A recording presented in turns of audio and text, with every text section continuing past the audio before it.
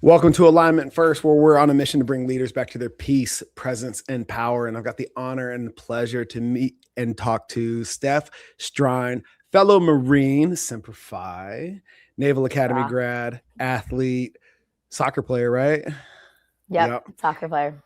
And now thriving in NYC, teaching all things fitness at Equinox and Soto Method. Thanks for making the time. I know you're busy. I see everything that you're doing out there. And yeah, this is awesome. Thank you so much for having me. When I first joined the Post and plugged myself in right away, you were one of the first people that I was like, I need to talk to him. I need to get connected with him. And you know, when you're a Marine, it's the reason why I became a Marine. I was like, you got what I want. And so I think like that immediate, just like, I know what you've been through. So thank you for having me. I'm really excited to chat with you and connect. Oh yeah. Shout out to Christian Ponder in the Post. That definitely left that out of the intro. What's interesting about that experience, and I talk about this with literally every Post member I've had on the show, what Christian has done, and you haven't been to Summit yet, right? No, I just bought my ticket though. I'm really excited. Oh, hell yeah. Okay, awesome. So when I was at Summit in 25, I'm standing in the room, you know, because the interesting thing, and we'll dive into this, as athletes and Marines, you know, 30,000 feet, service members in general, we experience the death of identity twice: when we leave sport, and then eventually when we leave the uniform, and then we got to go figure it the fuck out, right? And in the veteran community, like when you look at the nonprofit space and all of that servant leadership that follows us into the civilian sector, as noble as that mission is, what is communicated from my perspective more often than not is that there's something that needs to be fixed before you can fully integrate into civilian society and move on to whatever your next success story is going to be, right? And I'm standing in the Post in front of, with immersed in all these athletes that are moving the needle after sport. And whether they're in the transition or beyond it, they've done it successfully. And from a positive self-image perspective, that everything they're transcending and including from athletics into the civilian world makes them superhuman. It's a superpower, right? They skipped the part of fixing what was broken. Right. And I was like, I just had this, I was like, this is what everybody's trying to do and failing miserably at because of that piece in the middle. Yes, PTSD is real. Yes, those resources need to be available. But when that's the focus, like, why would I, as a veteran, want to be surrounded by the land of broken toys, right? Where we're all in the struggle, so to speak, as opposed to what's going on in the Post, in that let's maximize the superpowers you do have and do that work. Yeah. You know what I mean? What, as I describe that experience and what attracted you to the Post, what's landing for you? A lot. I joined the Post very late of December last year and like quickly got plugged in. My current role at my company called Whatnot, if you're not familiar, it's a live stream selling app, e-commerce. We help people turn their passion into their business through e-commerce. And so I do workplace operations. And, you know, when I first got into this role, I was very much adamant that I was like, I want to be an individual and I want to be an IC. I want to be responsible for myself. I don't want to be in charge of anyone. I've done that. I'm good. And then, you know, I do this. It's almost like you've led Marines before. Yeah. I don't want any responsibility. Zero responsibility. I'll be responsible for myself. If I mess up, then it's on me. And so, and then that kind of carried at Amazon too, when I was responsible for a lot of individuals and a lot of area managers. But anyway, now that I'm an IC, I'm like, I need to be a part of a team and I need to be around people that communicate without even thinking about it and just the way that it was when I was in the Marine Corps, there was no questions asked. We were all working towards the same thing, no BS.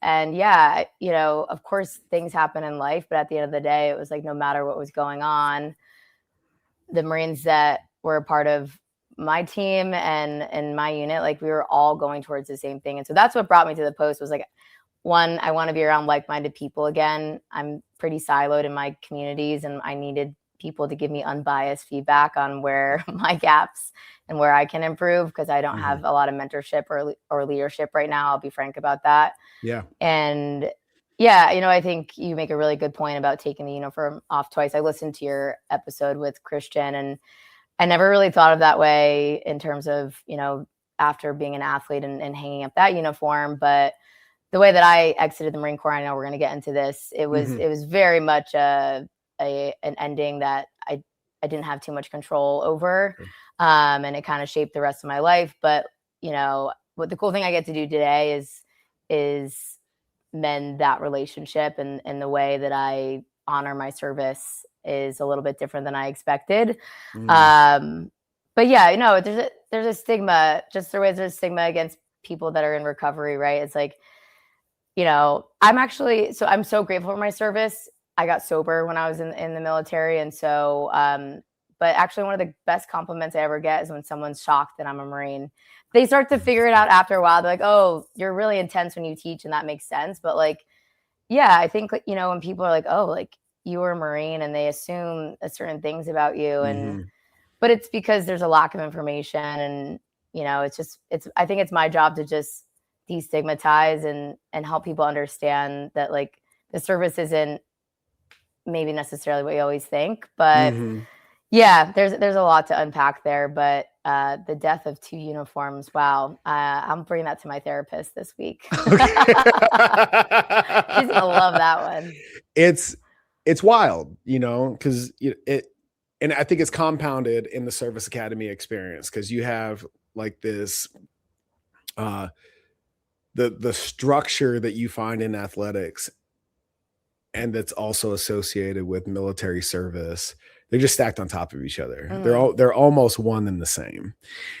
And then when it's all over, like I've coached a number of ex-military individuals and athletes over the last 10 years. And what's really interesting in that initial conversation for a lot of them, despite whatever level their challenges exist, there's this notion, this narrative that is in the back of their mind that they got to where they've excelled to the place that they're at on their own merit and completely discount the scaffolding that supported that greatness, right? The unit, the mission, the training, all of that supports your work ethic and channels it, your talent, you know, points it in a direction that allows you to shine. Yeah. And it's really an interesting shock to the ego when it's like,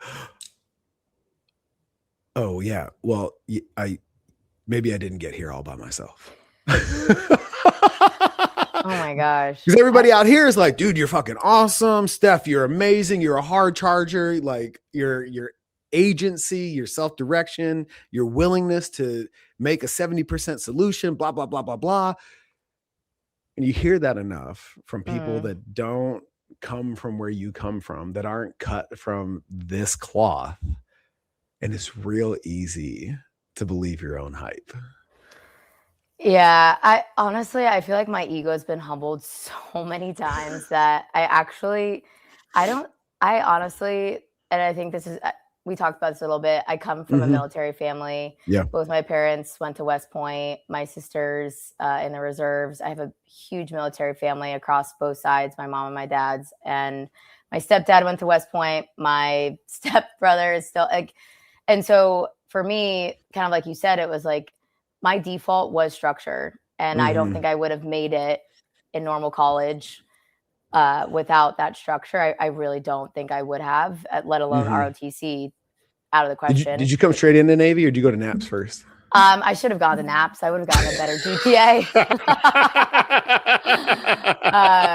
I think, I mean, I have my chip on my shoulder is that I come from a really great family that, gave me everything. And I really just had to do what was suggested, which was like get good grades, perform in a sport. For me, that was soccer. And I played at Navy for 3 years. And like, I think, it was, I've been handed a lot in life. And so I think like, at the Naval Academy, like I really just had to like, I didn't have to think about anything. I just really like did what I did growing up, which was like follow the rules, do as what someone tells me to do. And like when I played soccer, that's where I felt really creative. But, I think like, yeah, I just, for a lot of my peers that didn't have that, it was a big shock. Yeah. But for me, the Naval Academy was actually a nice break from my own childhood. So, wow. So let me ask you this, because I was not spiritually mature enough to be at the Air Force Academy. And that's something that I came around to in my own process of self-discovery. It was very much my dad's dream. My dad's a Vietnam Mustang. My mom is Gulf War ROTC, and both of them served. My mom did 26 and retired as a colonel. Wow. My dad retired as a captain in a JAG. And when I was 16, my old man asked me what I wanted to do with my life. Right? Like, you're supposed to have that answer that young. I still don't know. Exactly. But I didn't know exactly what I wanted to do, but I knew what I wanted to do at that point. I wanted to play D1. I wanted to get my degree, and I wanted to serve. Right. And then when Air Force came calling, like, duh, do that. And then I got there. And for me at that point in my life, and I'm a huge advocate for the Service Academy experience.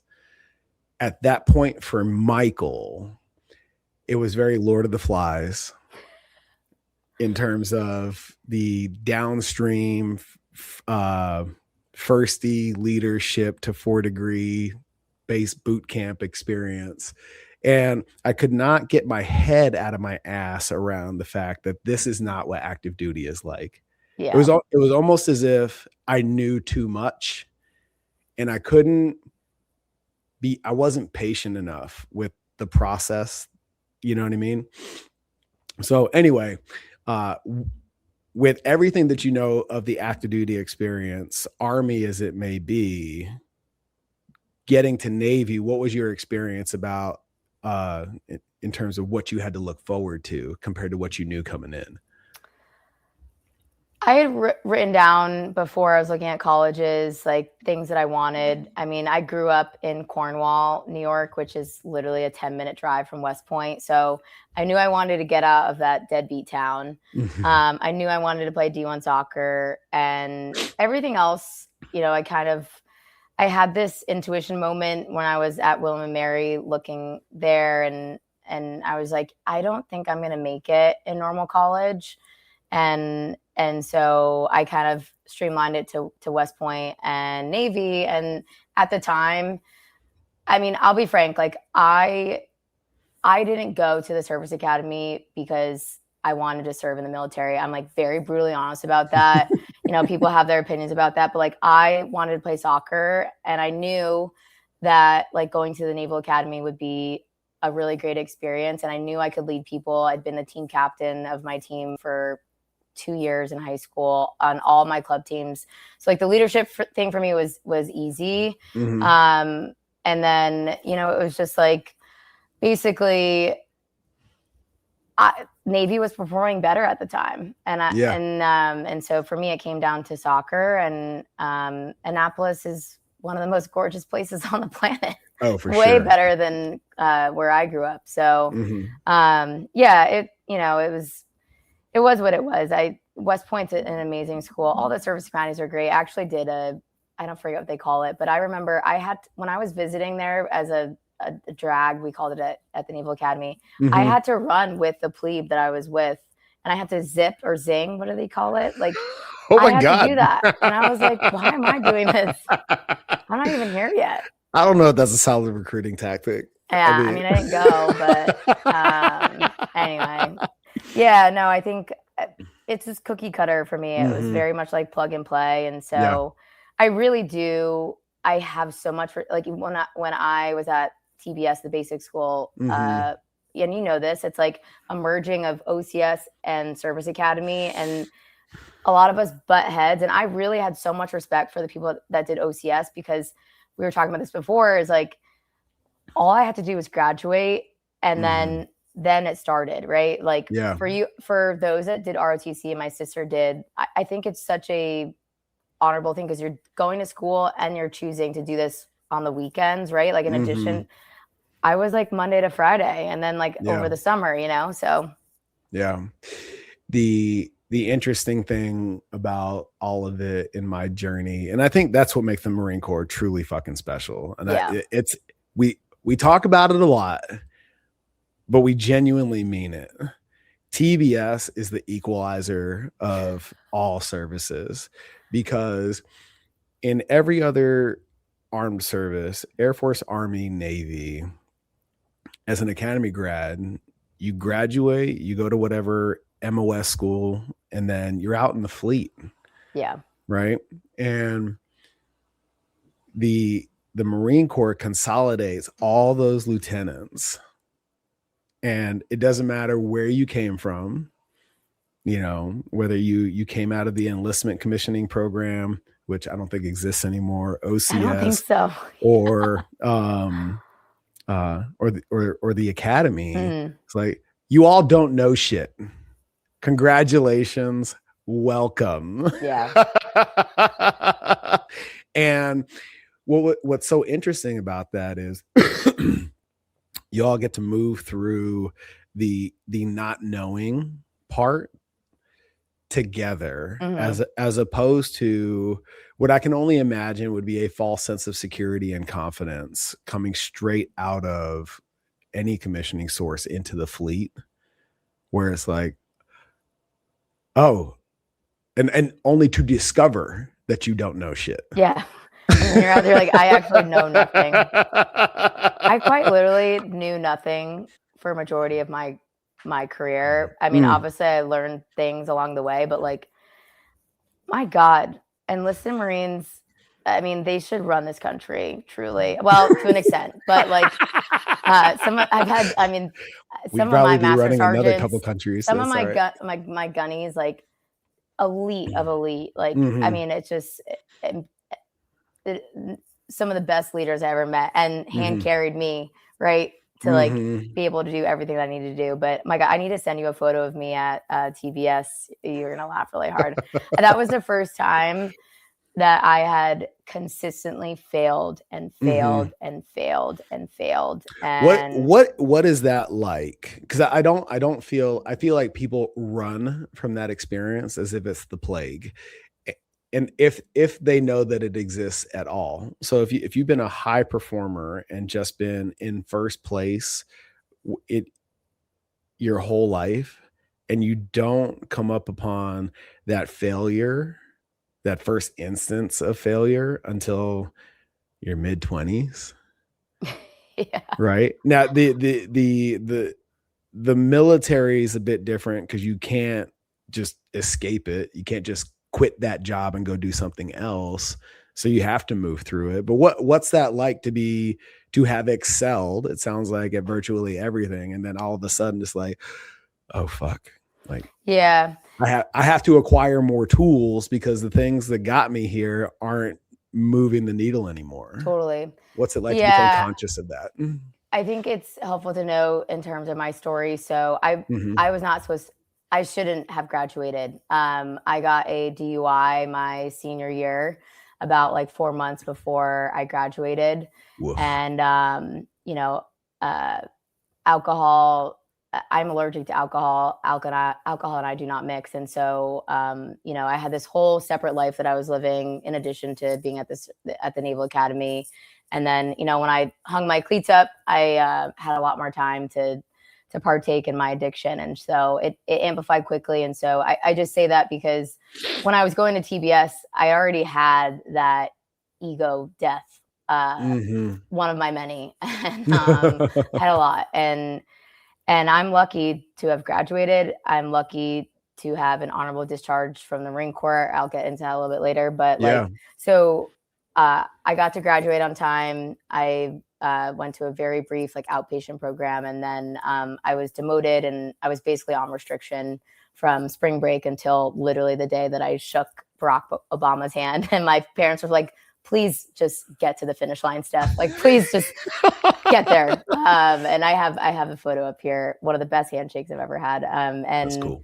So for me, I was sober for 6 months, and then I picked up right where I left off when I graduated, and and that continued in my Marine Corps career. But I came into the basic school, and a lot of people had opinions about me, and as they should, right? There's a lot of like I said, I should not have what I have today, and so I came into the basic school with I knew I had to kind of carry my own weight, but I also had to then carry even more weight, which as a female officer, it's just different level. And so, but yeah, I failed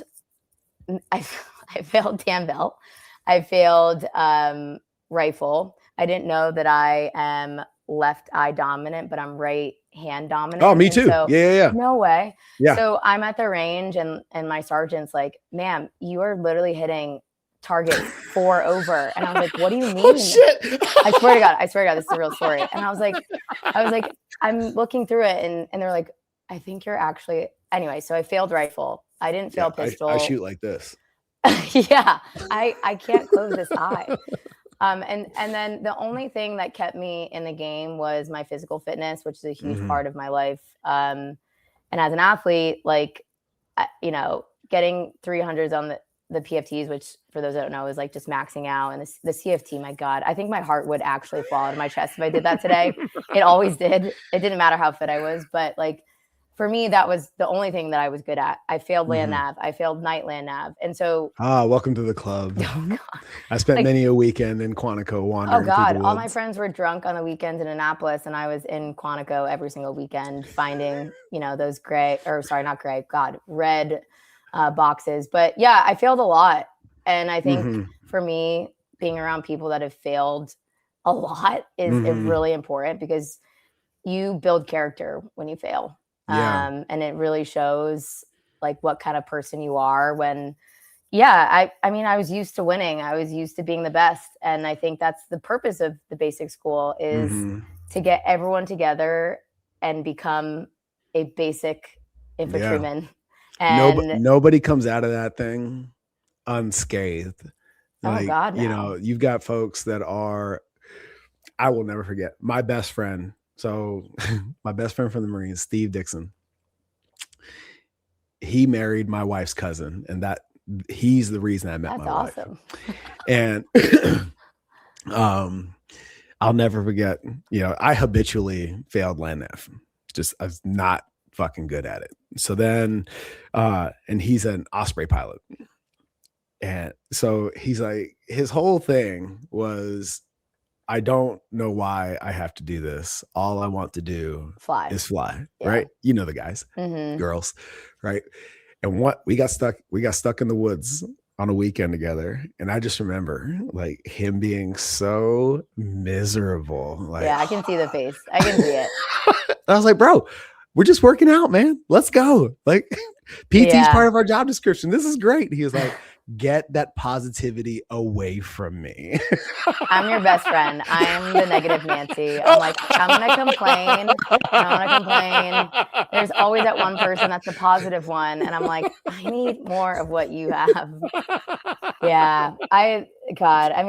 Right now it's funny stories, but when I was in it, I was so miserable. The hottest and the coldest I've ever been in my life. Yeah. But there's nothing like that. And I love that we do that as Marines. I think it really defines us and what's important for us as a service. And at the end of the day, in my entire Marine Corps career. Mm-hmm. I never did any of that stuff ever again, but it's a part of our history and it's a part of who we are. And I'm like lucky to have done that. I spent so many weekends in Quantico. Whenever I drive past that the Dumfries exit, Yeah. I always get anxious and like sick to my stomach We're because I would taking always drive and take the exit, and then I would go to Wawa and get like a huge Diet Coke and just like, yeah, Wawa. I'm from Maryland originally. nice. I'm from Waldorf, so I was Oh kind of my pissed gosh. that Navy didn't recruit me. But Yeah. Yeah, it was almost like being back home for me. Yeah. Anyway, I got to send you that photo. It's a very funny do it. photo. I have a question though. How did you manage athletic performance, military leadership, and manage your addiction? Like, as before your incident, right? Which is a lot. I've worked with a lot of high performing, vice driven clients as well. Yeah. Which was odd to me because I was very much a Boy Scout before. Like, I had my shit at the academy, and still it's like the academy. And what I did was, cheating on a test was not like the end all be all. Yeah. I can't tell you how many times I start my story and like, well, everybody fucking cheats on a test, So what I'm trying to say is it wasn't a DUI. And then at the same time, I get out into the world, graduate, get my undergrad, move into strength coaching and personal training. And like, I had a client come in on a Saturday morning, like reeking of booze with coke in his nostril, you know what I mean? And like, this motherfucker runs an oil company. And I was like, you can do that. Like, I thought those two things were mutually exclusive. Yeah. There's no fucking way you could do that. And it's way more common than you ever would have known in turn. I grew up with the commercials, like cracking eggs into frying pans saying, this is your brain on drugs. Yeah. This dude's making millions of dollars. It was crazy to me. So anyway, I say all that.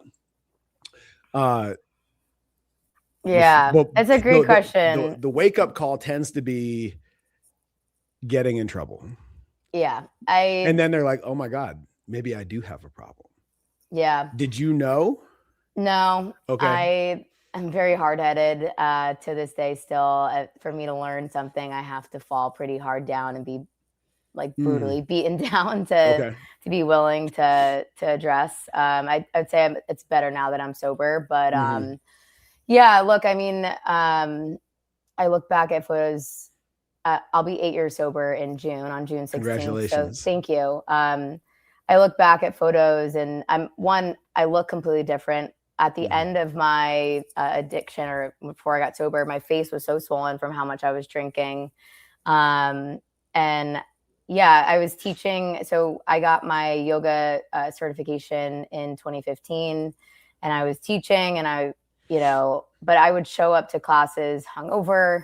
I would also show up to work sometimes hungover, and I would use the fact that I was an officer to like get away with it, where Marines, my list of Marines, they're at formation, they're at PT, and they can't miss. And if they miss, they're talking to my gunny on why they were late, and I think I had that privilege. Like, I'm not ashamed to admit that. Is like, I was able to, I was keeping all the bubbles up, but on the inside, I hated myself. I couldn't look at myself in the mirror. I lived such a dual life. I was processing paperwork for Marines that were doing the same things that I was doing on the weekends. And so I would get calls, on the weekends of like, so-and-so is in jail for X, Y, and Z. And I'm pissed because I'm drinking and I'm out with my friends, but that's my job. Like, my job is I was an adjutant. So I did HR and I did legal administration. It's like, I had this just zero discipline or responsibility in anything regarding to my drinking. Everything else, fine. But I was never able and willing to look at my drinking as the problem. And so I was a great performer at work. I mean, that's the reason, quite frankly, why I have an honorable discharge out of the Marine Corps, is like, I was able to keep the bubbles up. I don't know how. I mean, I was binge drinking every single weekend at the end, and like drinking almost every single day after work. but like I was able to hold together. And I'm in Alcoholics Anonymous, and so I've heard a lot over the years of like different slogans and really corny shit that we say, but one that really sticks is Yale or jail, we get here how we get here. It's like addiction doesn't have a like. I thought it was like a homeless person drinking, you know, a bottle covered in a brown bag. It's like that's not how addiction works. And so yeah, I don't know. I held it together until the wheels completely fell off. What did that look like? So yeah, after the basic school, I lived in Japan for 2 years. I was in Okinawa, and hell yeah, Okinawa is awesome. Where were you at? So I was at 3rd Intelligence Battalion. I was on Camp Hansen. That's where we were at Kadena back in the day. Oh, yeah. So I would go cry at Kadena. Yeah. I was an ignorant and very like naive 23-year-old, and I wanted to be in San Diego where my friends were. And looking back, it was one of the coolest towns of my life. I've been to Seoul multiple times. I've been to Hong Kong, Bali, Thailand. Like I went all of mainland, and it was like I was 23. I did all of that. You did it. Good for you. And that was the last time I played soccer. I got to play for the Military World Games in Myeongdong, South Korea. So that was really fun to do that. But yeah, and then when I got back to San Diego, you know, I was in striking distance to all the things. Drinking was my life. I was thinking about drinking when I wasn't drinking. I was planning my day around when I was going to go drink. And so at the end, what that looked like was I was drinking so much, and I drove straight through a DUI checkpoint in San Diego. I had one of my dogs with me, and I almost killed someone. And my life had gotten narrow, not once, but twice, for me to be willing to address my drinking. And so, you know, and I still sometimes get this, a lot of shame around, you know, the way that my service, like I'm very lucky to have what I have, but I know that I've helped a lot of people, and how openly I am about my recovery and the way that I like live my life now.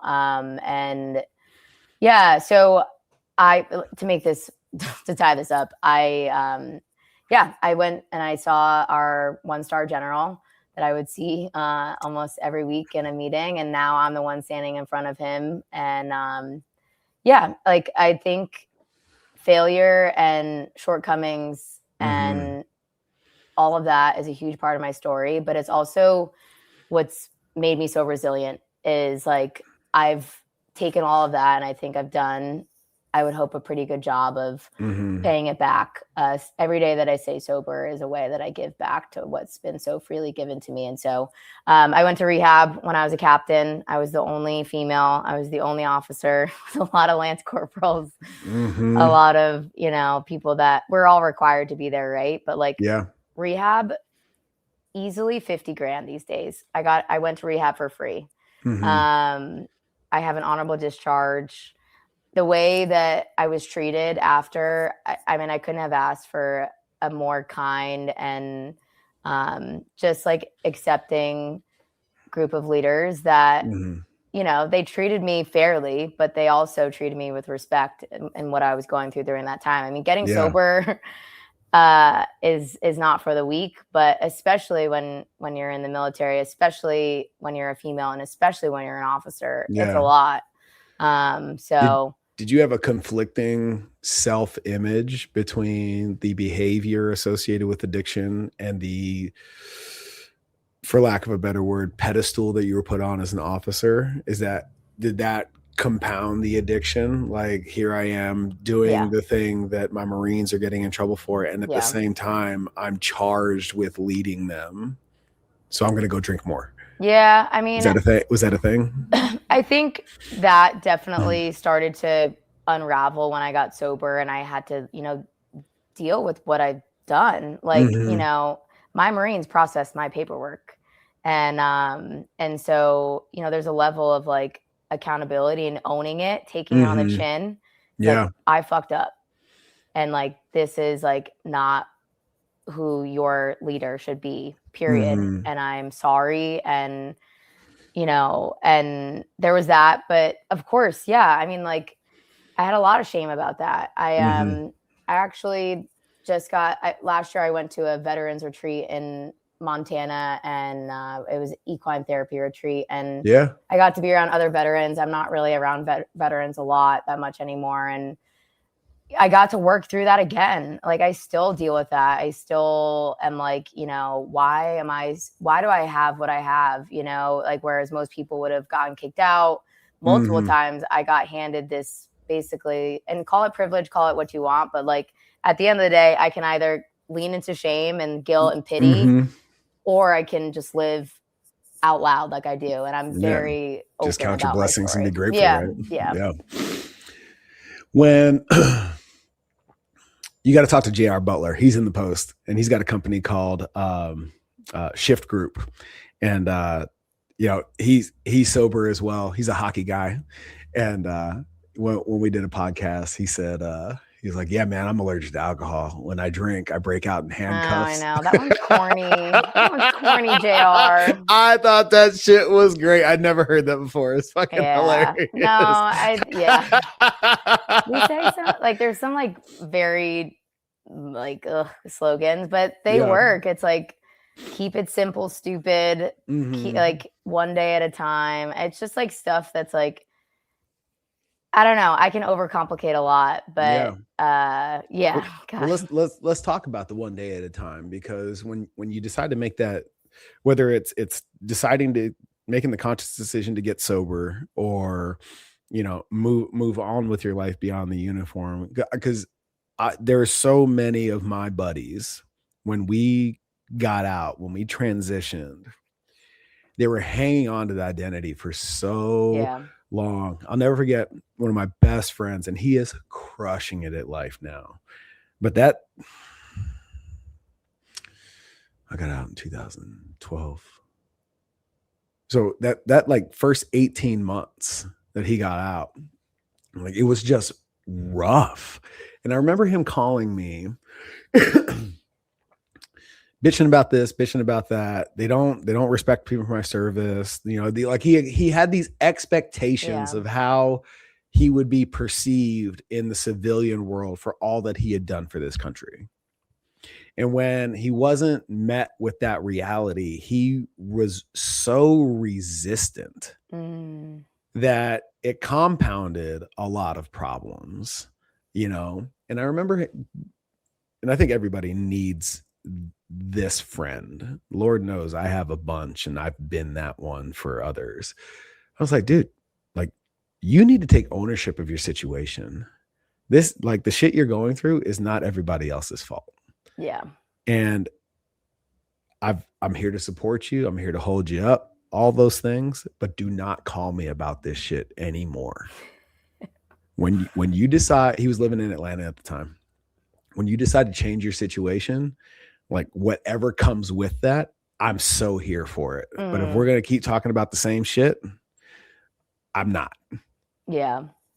Yeah. Insanity's doing the same thing over and over and expecting different results. Yeah. So when you make that decision and the days get darker for a bit, right? What were some of the things that you had in place? Who were some of the role players that supported you through because that's the thing. It's like, it's dark enough dealing with the consequences of your addiction. What a lot of people don't realize is that it gets fucking darker at the very beginning of your sobriety. Yeah. That first year is brutal. I think I'm very fortunate to have a very supporting family, a lot of amazing friends. And like I said, I'm so lucky to have had really amazing leaders that held me accountable, but also were like, you're going to get through this. And like, we're going to talk years down the road. And like, all this is going to be just a blip in your journey. And like, I just had to believe them, because I hated myself. I'm not going to lie about it. I was like, I'm already really hard on myself. You know that as an athlete, and especially as a Marine, like, I'm taking responsibility for everything and like overtaking responsibility. And so, I quickly got into therapy, and therapy has worked for me really well. Like I said, I've been in AA now in and out for about almost 8 years. And, that was the first time that I felt like people thought like me and drank like me. And, AA is free. 12-step programs are free. And, there's different ways that people get sober. There's also different kinds of sobriety these days. And so I think like whatever worked for me may not work for someone else. But yeah, I mean, I think like we talked about, like my reason for coming to the post was because like when I'm top performing, it's because someone's inspiring me and holding me accountable and setting the standards and the expectations, and they might even see past my own potential. And I've had that in a lot of the jobs that I've had. So when I got out, it was during the pandemic, which I couldn't find a job. So that was another humbling moment for me. It's like I'm on the same playing field as everyone else because no one's hiring. And none of that mattered. It didn't matter that I was a Marine Corps officer. It didn't matter that I went to the Naval Academy. It didn't matter that I played sports. It was like, I will take whatever job is going to give me money right now because I was on unemployment. And so I worked at Amazon as an operations manager for a year and a half. That was the hardest I've worked in my entire life. No joke. Hardest. And I tell you, I'm the same person that when I was in the warehouse, I was like, who is buying all these fucking packages? It's me. I'm that person. But I learned a lot, and my military, it was so transferable. I mean, Amazon is a well-oiled machine. Yeah. But yeah, I think like one day at a time, what that looks like now is really like, I don't know. It's like keeping it in today. I can get really caught up in like what happened in the past or what hasn't happened. And, it's like, actually all I really have in my own control is how I act today, how I interact with other people, how I speak, how I talk to myself. Like, and so I'm not good at it. I'm not great at it, but I'm working on it, and I have a better chance when I'm not drinking. So yeah, good for you. Thank And you. I really appreciate the transparency and the vulnerability. They're one of my favorite clients. He's a Heine Zero guy. There's so many options now. It's actually overwhelming. Like I was out with my dad this week and I was like, why does a mocktail cost more than a beer? Like that's not it. No. That industry is blowing up. Find an opportunity and exploit it. Somebody in the military is behind all that shit. Yeah, gosh. I mean, so tell me about your finding your way back to fitness. Sure. Yeah. So, how I got why yoga, I guess, is probably a good follow-up question. I had a really close mentor when I was playing soccer in high school, and she was a yoga instructor. And she just kind of was like an against the grain yoga instructor. She's like one of my most favorite people. And so she kind of was that little spark plug. And when I was in Okinawa, I was so bored because there's a lot of restrictions on us when we were over there. Yeah. Gate 2 Street gets you every 6 months. Yeah. And especially as an alcoholic, I was like, what do you mean I can have 2 drinks with dinner? Anyway, so I had a lot of time. And so I decided to get my 200-hour yoga certification. And then I was teaching on base. I was teaching at a CrossFit gym. And then when I moved back to San Diego, I started teaching at Core Power Yoga. And then I got my personal trainer cert before I started working at Barry's Boot Camp in San Diego. I've taught a lot of high-end fitness boutiques, and fitness has been a huge part of I was playing competitive soccer since I was 5, but yeah, I think I'm actually still working through that, like hanging up of my, soccer cleats and soccer uniform. I tore my meniscus playing flag football, and I never played soccer the same after that. And so I think I lost a lot of that competitive edge after that. I still kind of deal with a lot of knee stuff to this day, but like whatever, it is what it is. But teaching has always been a huge part of my life. I love group fitness. I did train clients a little bit when I first moved to New York City, but like for me, I like being around other people and feeling their energy. And so, yeah, I've been teaching now for, God, I'm dating myself, 11 years. And 25. So when I lived in Arizona, I was teaching at F45. When were you here?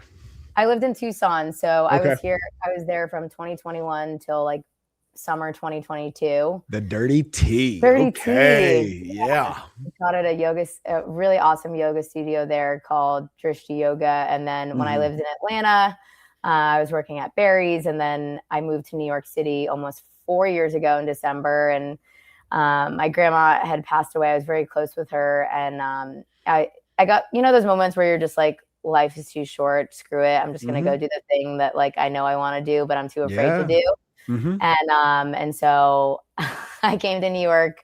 My mom and my stepdad were running the New York City Marathon, and I had this moment of like, if you don't do this now, Steph, you're never gonna do it. Right. And I always wanted to live in New York City, and New York City, whatever, I'm biased. Like, we have the premier fitness environment and culture, and like, and so within that same week, I quit my job at Amazon.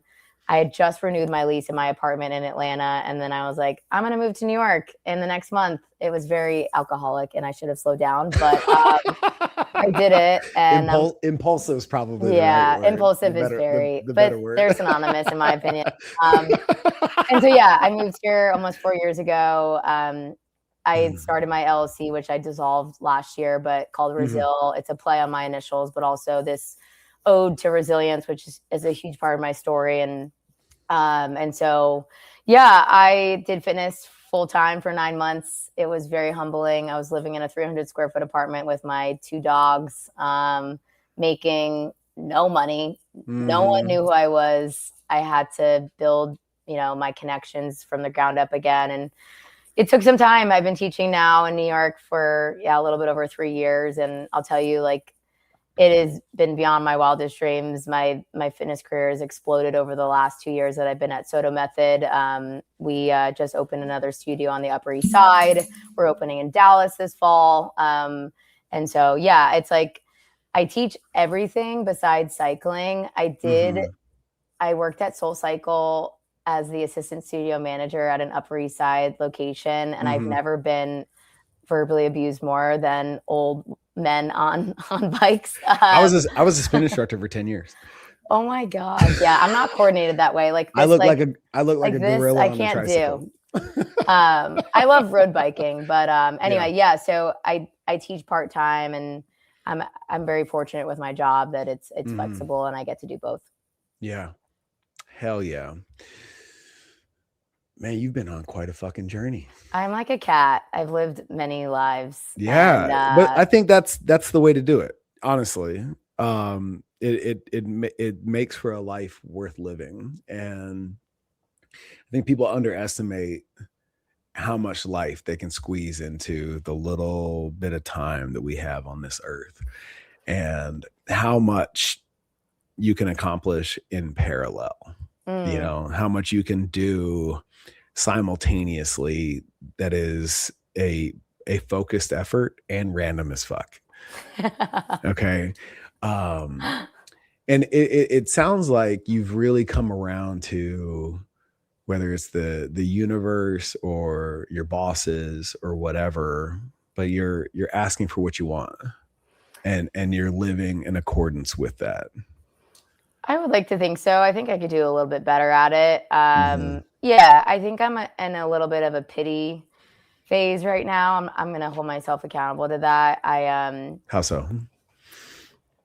My company has grown quite a bit over the last 2.5 years since I've been there, and I'm still the only person that does my job, and we've quadrupled in headcount, and the company's doing so well. We just had another round of Series C funding in the fall, and we're opening offices, and more people are coming to the space, and it's like I can't get out of my own way right now and just be like, what can I do to like make it so that people want to continue to show up to our amazing offices. It's actually, so you were saying like, what did you want to be when you like, who asked you that? I actually wanted to be an interior designer when I was little, and I actually kind of get to do that now. I get to, I do a lot of corporate real estate and help build out our offices across the globe. And, but yeah, I think I'm my biggest like enemy. Mm. I can't get out of my own way sometimes, and it's like I have such a really cool life and I get to do a lot of the stuff that I do because I'm sober, but right now it's like there's all these other pieces that are out of my control, and I think what the post does really well is like connect you with people that can get you out of your own way really quick and be like, Steph, what can you do today? Like, you know, like what is within the agenda of like your control, and everything else like you cannot do. It's like I can't do this perfectly. I can't manage all of these offices by myself, but I can do this. I can ask for help. I can reach out to other people that may or may not be in my network and like vent with them or whatever. And so I think, yeah, something that I'm working on right now is just to be like a little bit more in today and realize that like how I show up at work is really a reflection of, you know, how I feel about myself. And so I don't know, I think I'm just in a weird spot right now where work is beating me down, but I'm like super lucky to have my job. And so Yeah. Well, it sounds like you really enjoy it and you're looking for an opportunity to enhance either your role or your experience within the company. And if you're open to it, I'd like to make an observation. Please. Yeah. If you haven't already, ask for that explicitly. You know, a lot of the work that I do, there's layers to it, but self-advocacy shows up a lot in the work that I do. And what I mean by that is so many of my clients, especially in the beginning, will express the way that you just did. I'm like, that's cool. Did you tell the person that needs to hear that? Yeah.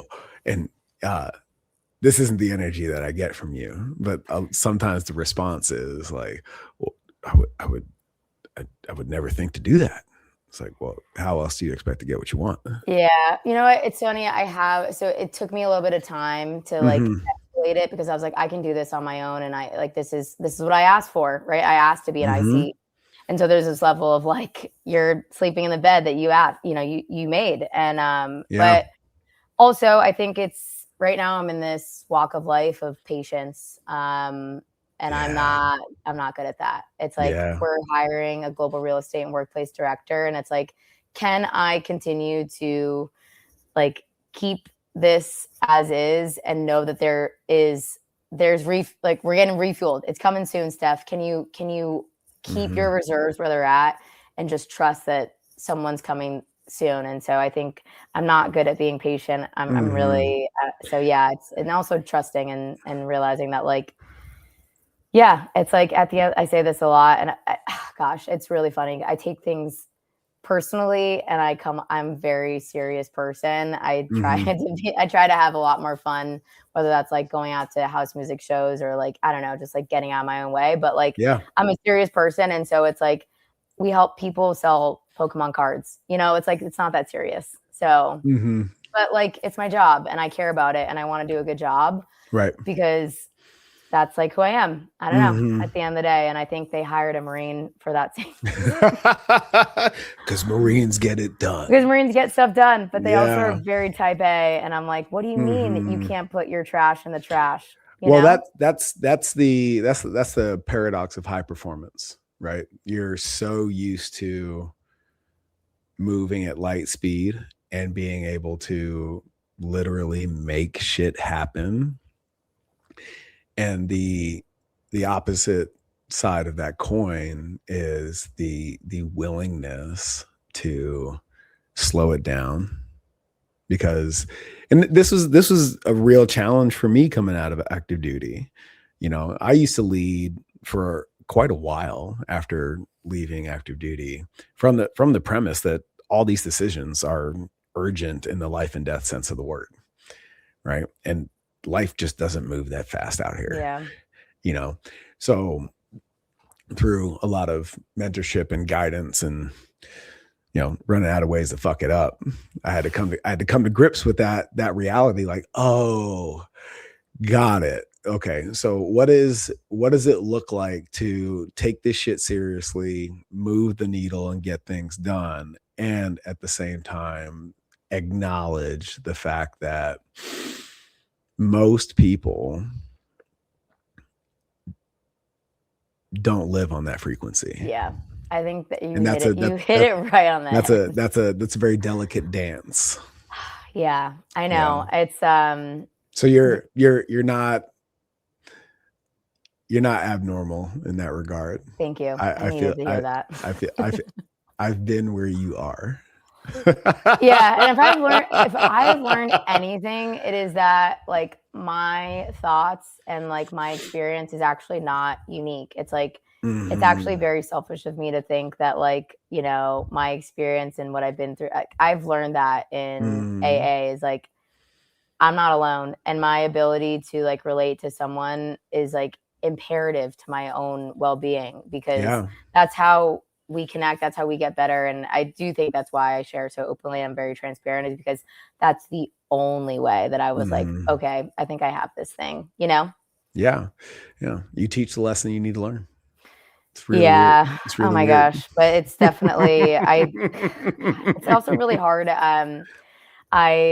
My mom's Puerto Rican, and I feel like there's this like Puerto Rican death stare that I get sometimes in the office, and I'm just like, I don't know why please clean up after yourself, you know? I don't want to be an asshole right now. I don't want to be, but it's also like, please just put your stuff in the dishwasher. Oh my goodness. But that's not how everyone was raised growing up. So yeah. No, it's, you know, you're moving through the world with a higher sense of self-awareness than most. And it can be really challenging to know as much about yourself as one does, and not hold those perceived shortcomings that come along with that against yourself.